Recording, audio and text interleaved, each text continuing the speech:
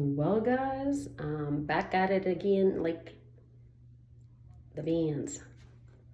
Anyways, so I have my nephew in practice right now, football practice. That's a whole another story.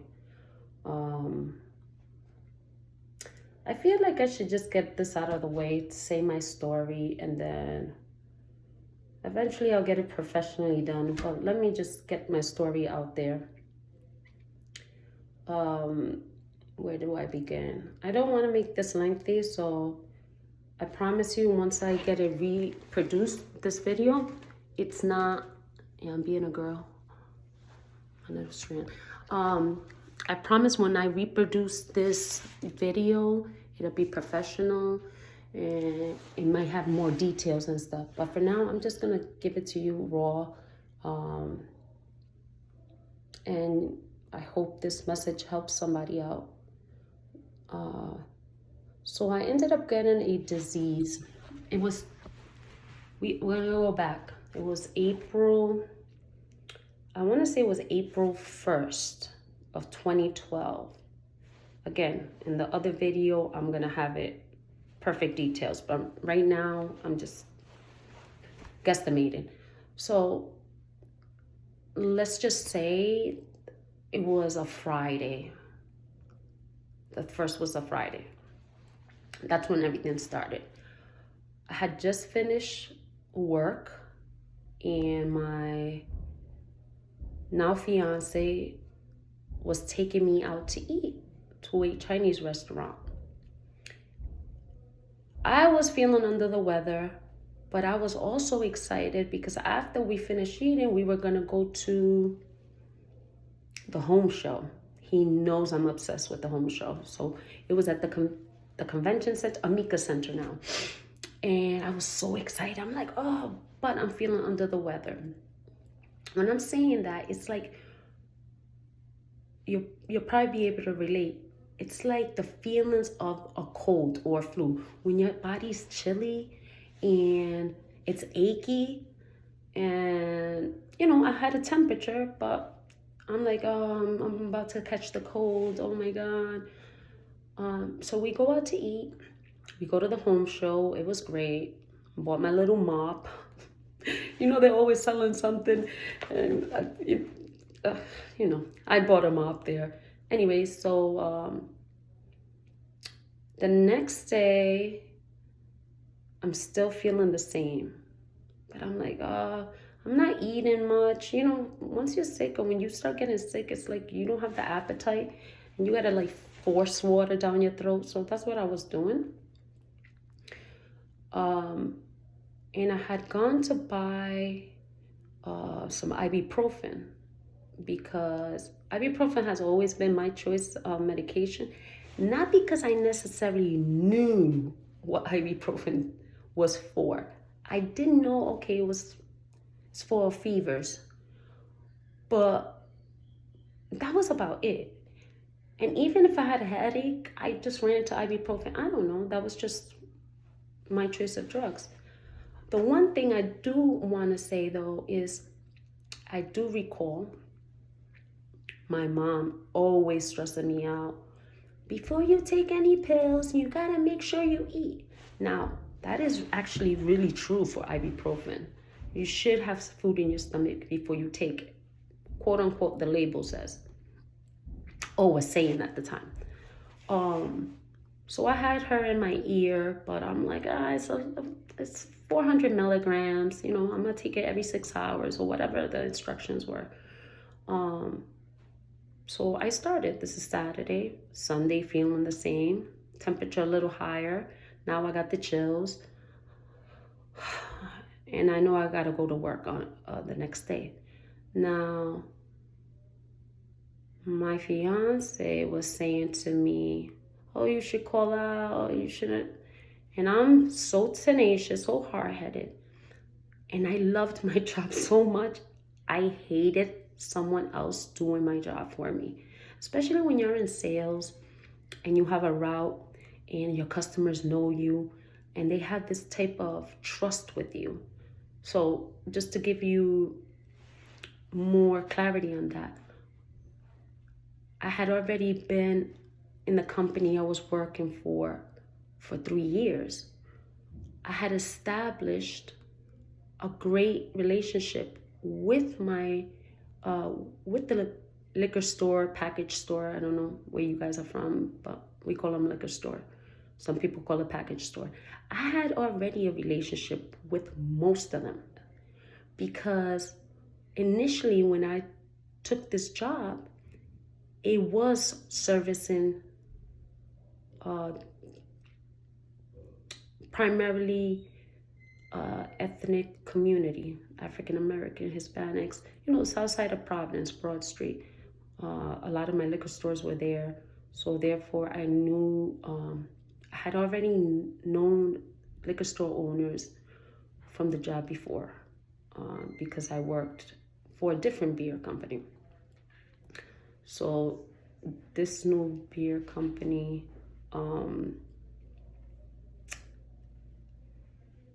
was challenging because I knew that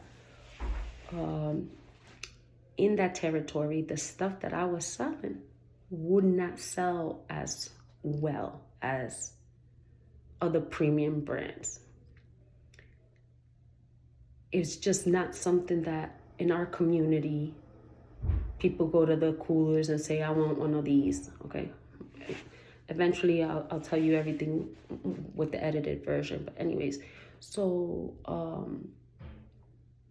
that being said, I didn't like anybody else going to my accounts because my accounts trusted me, and my approach of selling, and this is how I gained my credibility and the trust of these liquor store owners. I never sold things that I knew were not gonna sell. Yes, there is in sales a saying that one of my mentors say. His name is JK. That's all I'm gonna give you. He used to say, never make decisions for a consumer. You never know. So I've always kept that in mind, but the way I built my trust with my stores, instead of them having orders for me, and it was to a point that I just came in, did inventory, ordered it myself. So my strategy always was, I'm not gonna the last thing I want to do is grab beer and put it in my car, which I was already known for taking beer from one account to another because it wasn't moving or so on and so forth. So that was the last thing I wanted to do, but unfortunately was always doing it. Anyways, so going back to my job, I dreaded anybody doing my job. So I told Jason, nope. Oh, I just said his name. I said, nope. I'm not allowing nobody to take my territory, do my accounts, especially my Mondays and Tuesdays. That is my package stores. To be honest with you, I loved it. There were package stores or liquor stores that had breakfast already ready for me. Shout out to Quisqueya Liquors, David, and his father. Name is not coming up right now, but those were my first accounts. And every Monday morning, they had my breakfast there. David always bought me breakfast. His father's Naldo. He, very monumental, very important in my path because he was one of my mentors. Monday came, I did all my accounts, but every freezer that I got a chance to go into, I was sitting on beer bar, trying to cool down. The thing that was causing me some overthinking was that I started seeing spots. I was still taking the ibuprofen. I was drinking water, but now I'm seeing spots. And every liquor store that I went to that day, I was achy, feeling sick, but I sat in the cooler and I would after doing inventory, I would sit in the cooler and do my numbers. my orders. Monday came, Tuesday. Now I have it. Remember, this started on Friday. Wednesday comes. I have a fever of 104. I've been taking ibuprofen past 5 days, eating here and there, drinking here and there, but now my fever is 104, and it has stayed consistent even using ibuprofen. So me being, a lot of people are gonna relate with this one. Me having my insurance and I wanted to pay a copay at the emergency room.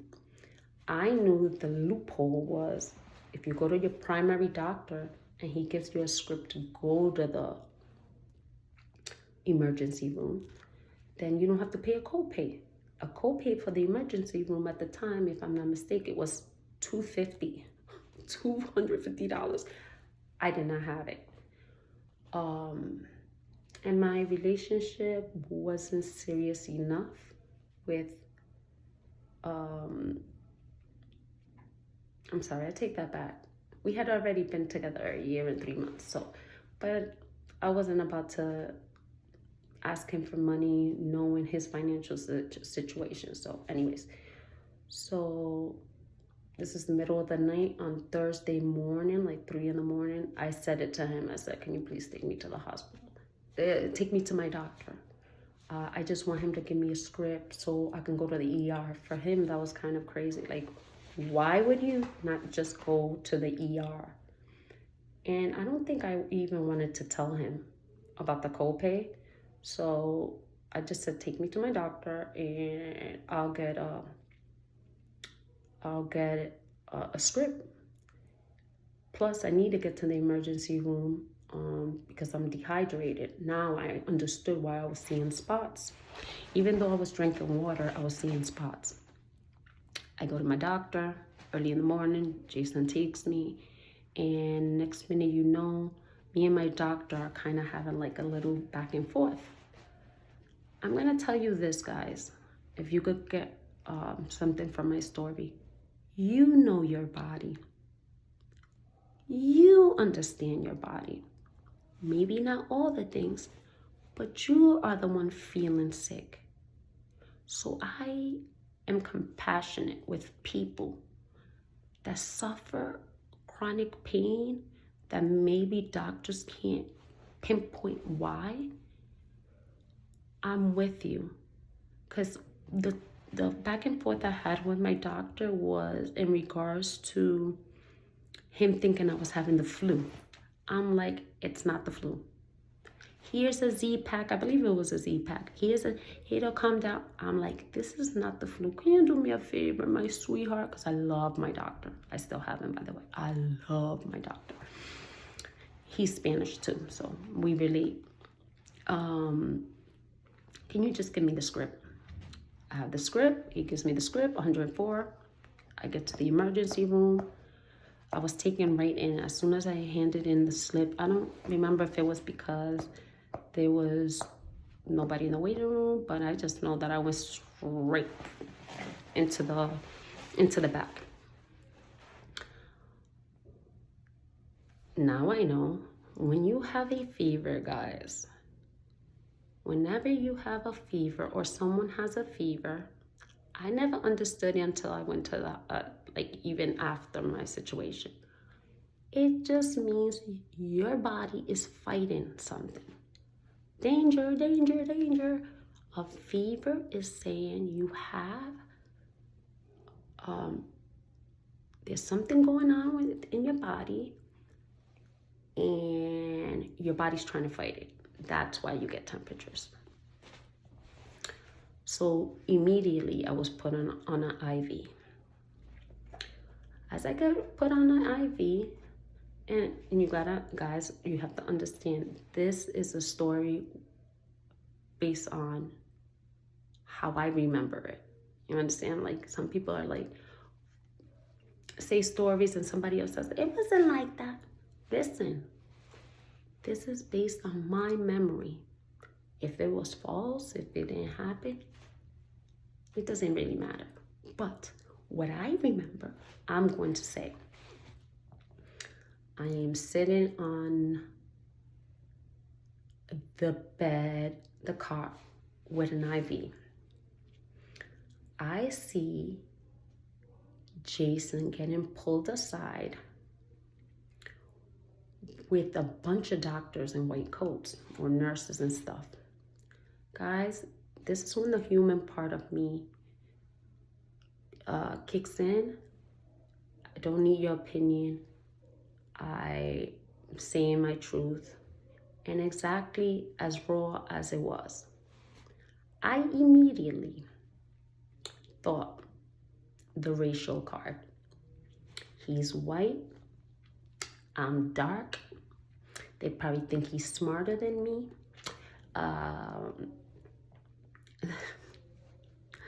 That's what I was thinking. I was thinking the race car. I was pissed off.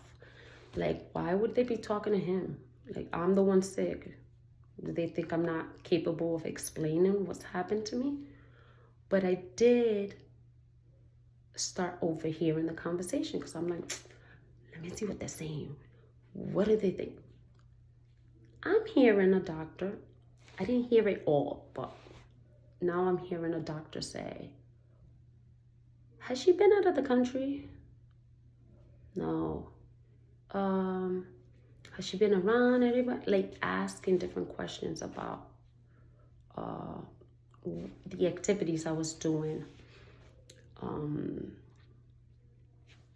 in between everything. I also want to say that while I was at the home show, I had gotten a Percocet. I think it was like 5 milligrams from my father-in-law, who, God rest his soul, he died of cancer. He used to get chronic pains, and when I told him earlier that day, I think it was that day or the day before, he was like, oh, drink a Percocet if it's that bad. So I had taken that. Okay, I did take that. So they're questioning Jason. Oh, the one that really got to me, ladies, you can relate. They ask him if he has given me an STD and maybe has kept it a secret. When I heard that, my ears went, I'm like, I swear to God, if he gave me an STD and this is why I'm sick and he's kept it from me, oh my God, I'm a turn up.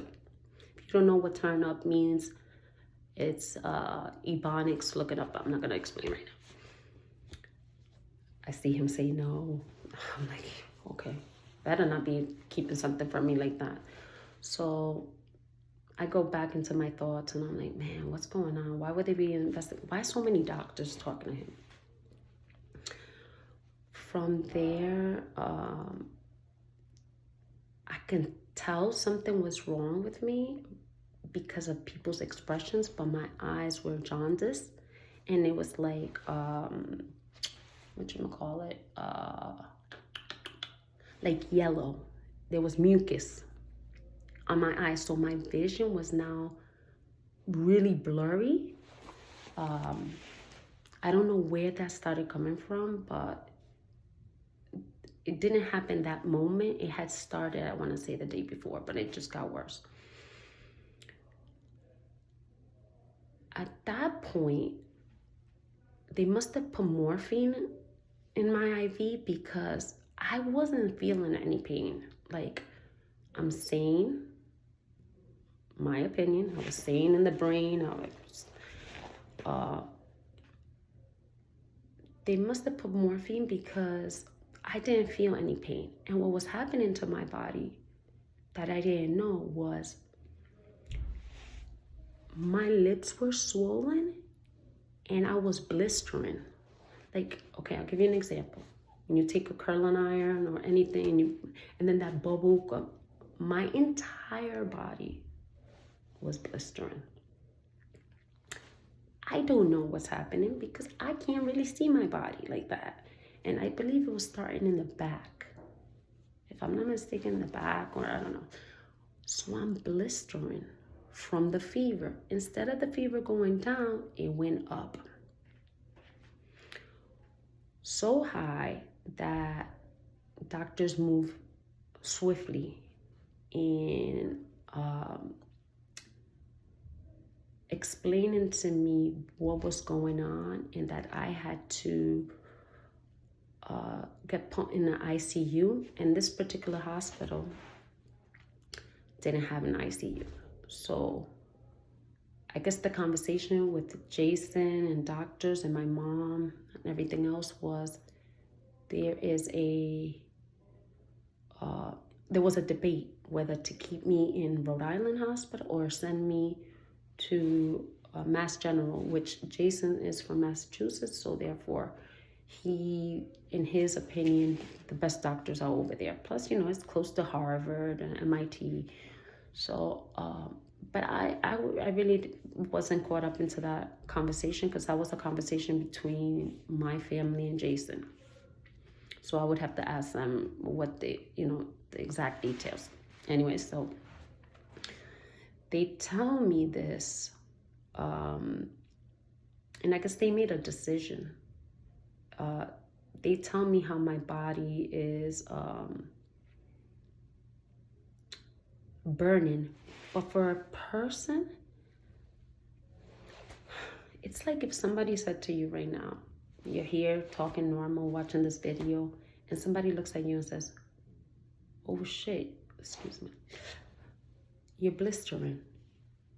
Like there's bubbles all over your body, you're blistering. And you're like, what the heck you talking about?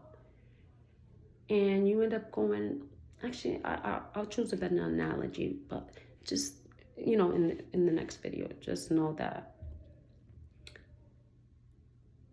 that was what's going on, and I didn't quite understand why they were taking me to an ICU. So this is when things get a little bit more serious, and life from here really starts changing for me.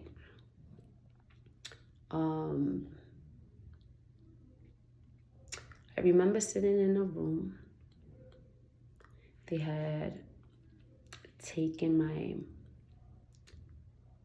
family members out to talk to me to explain the whole ICU situation. Again, guys, I'm on morphine, could be a bit delusional, could have the story wrong. But for the most part, from what I've spoken to my family, it has been what I've been saying. There's a couple of people that I want to interview that could give me clarity on those moments, but that'll be in the next video. Anyways, I go ahead and doctor closes the door. And all I can say to you is I just remembered, I guess they figured out, or they had an assumption of what was going on. And that was the diagnosis of Stevens-Johnson syndrome, also known as SJS. At the time, that's what they assumed. So here is a doctor approaching me, explaining why my family couldn't be in the room while they were telling me this.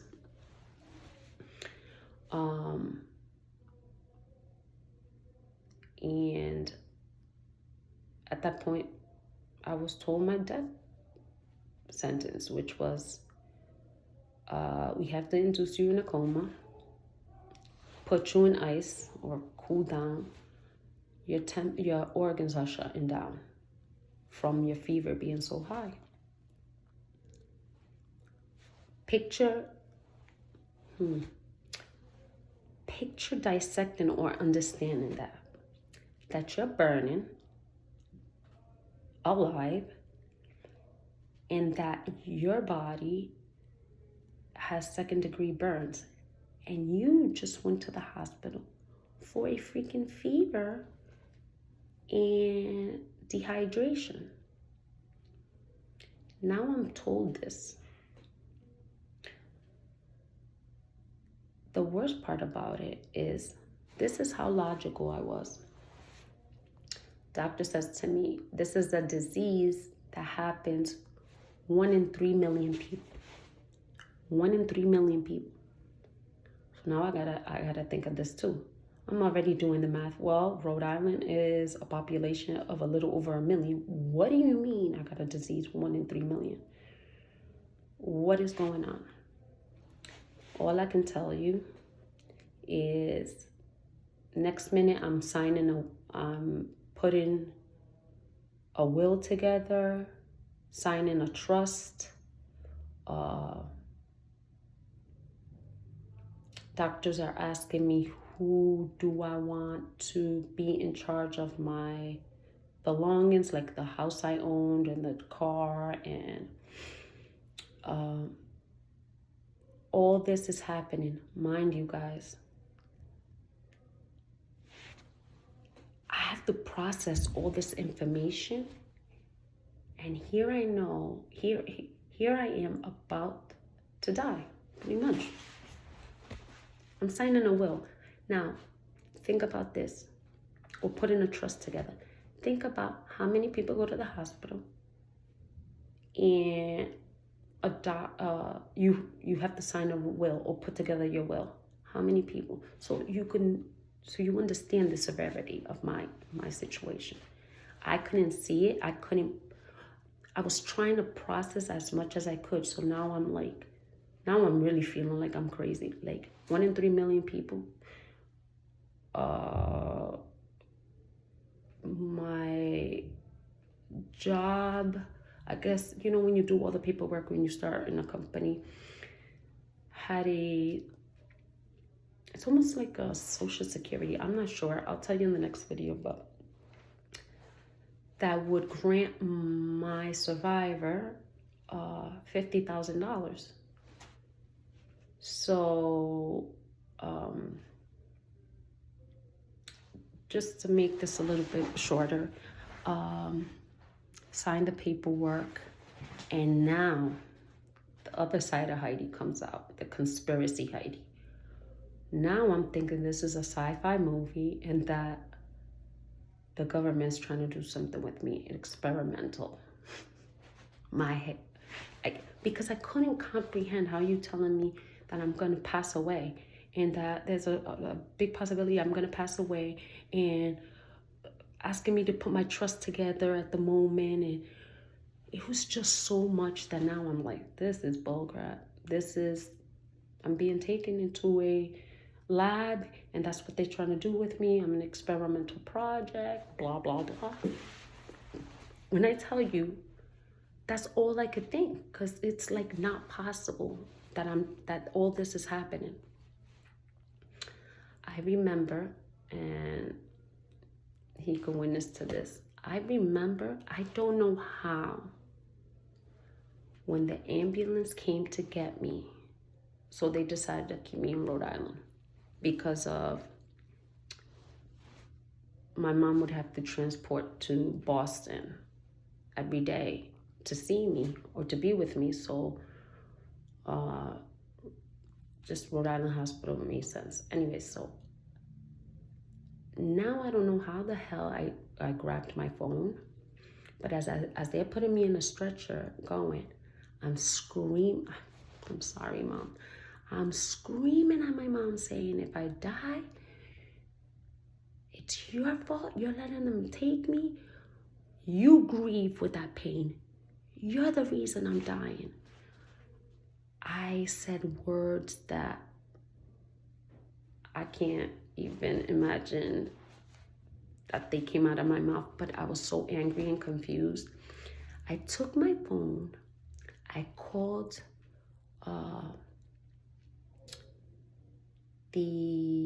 one of my sister's boyfriend. His name is Alan. I called him to explain to please pick me up. I'll have Alan explain it for the other video. I then called 911. I remember this vividly. I'm telling 911. I'm like, I'm in a hospital. They're trying to take me. They're trying to experiment with me. Da, da. And I remember the officer or whoever picked up said, ma'am, you are in a hospital. Maybe you should let the... And I'm thinking, I'm processing, who's going to believe you? You're calling the cops saying that you're in the hospital and that they... No one's going to understand that. So from there, I was induced in a coma, and as soon as I got out of it, I came out completely blind, completely, in the sense of not seeing black, but just seeing gray. Everything, like think about a foggy, the worst foggy day, and you're driving and your windshield and everything. Look, that's how I saw. I couldn't see shapes. It was just gray. And from there, that's where the next chapter of my life starts. But SJS, which then I found out I have TENS, not SJS. I'll explain what SJS is in other videos, but at 31, your whole world to just out of the blue just flip is an understatement. Because even at that moment when I was putting together a trust, you know what I was thinking of? I was thinking, so it's April 5th. I'm thinking to myself, I should have gotten Aflac. In December, in certain, I think all corporations, I don't know, but in December, usually there's health insurance representatives come into your job, and you gotta sit there and listen, and HMOs, and I'm sitting in the table. I remember this, it's a December. I'm upset because I want to go pick up my daughter, and I'm looking at everybody around, and this was a saying that I had, and I'm like, this is for the dinosaurs around me. This is not for me. I'm 31. I never get sick. Please, I want to go.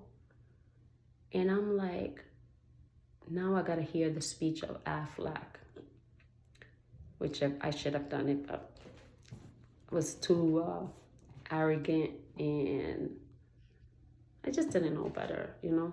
I'm going to be a little compassionate with myself today.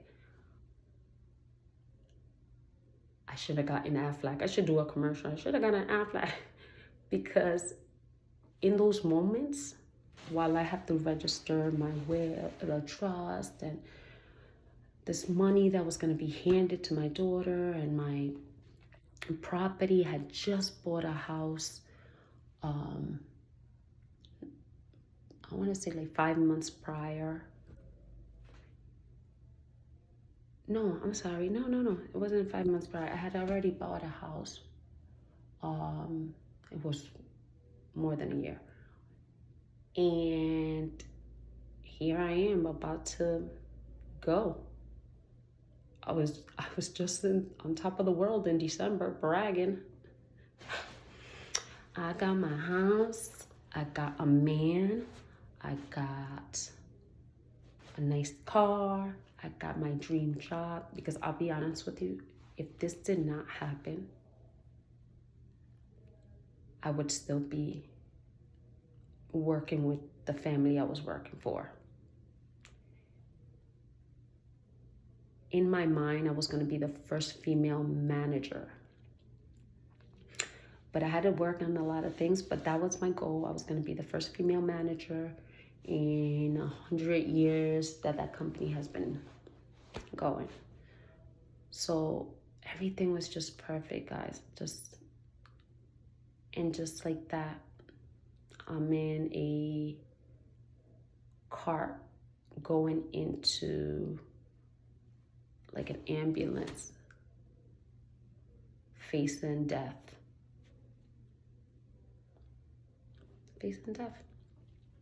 So because I don't want to, I'm always cautious of everybody's time, and this is not going to be edited and stuff like that. And I know I have a calling that I'm supposed to find, I'm supposed to be doing this. Like I'm supposed to put this message out.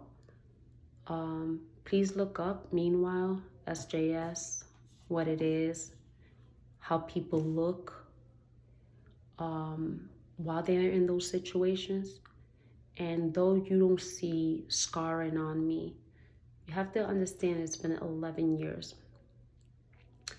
And a lot has happened in between. I am legally blind. And a lot goes with that story as well. So I just kind of wanted to give you like a glimpse of what my channel's going to be about. And a lot of it will be unfiltered. I don't know how to edit. But I know God's going to have somebody in my tribe reach out to me and help me out. I am really doing this. I've been pushed to this, and I've been kicking and screaming, not wanting to expose myself or put myself on social media. But I have a calling. Don't expect you to understand that either. And it's been a while. And I've been hiding with severe depression. Still am. But the story is supposed to go out. Whoever has SJS, and I know there's been people that reached out, and I've kind of just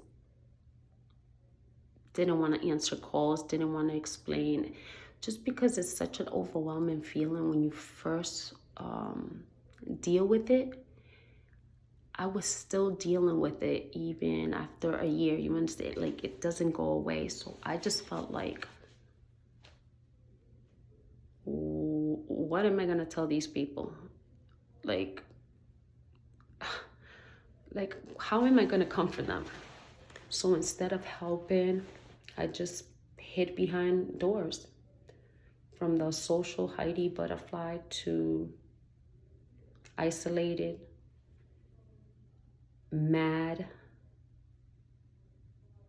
questioning. I didn't want to help anybody because I'm like, there's nothing I can do about it. Like, just like I went through it, everybody got to go through it, and they'll figure out their ways. So I've always been, this is how transparent, I've always been selfish in certain things. I'm not going to sit here and be, but it's like I've gotten such a push after push, that I didn't want to, like, and I also knew that there's a time and place for everything. This is my time now. And with this channel, I plan to give you my all, the goods, the bads, the inspirations, but primarily, what is depression to me? What has depression done to me? Since I was sheltering my feelings and the information I had gathered in regards to SJS, because when it happened to me, there was no videos out there. Like, there was no information. So,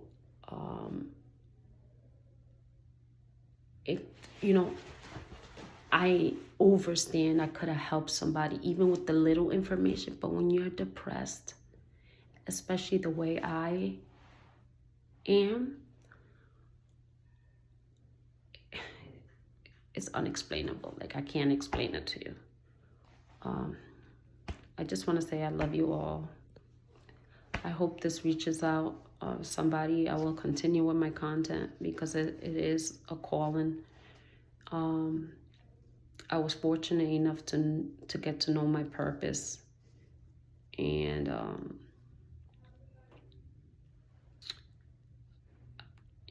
I am very compassionate for those that are going through severe pain and feeling like they're not being heard, or the prideful like myself that refuses to show that she's in pain. I'm with you. I love you guys. I appreciate this moment that you've taken to listen to my story. I'll see you guys soon. Los amo. Bye, guys.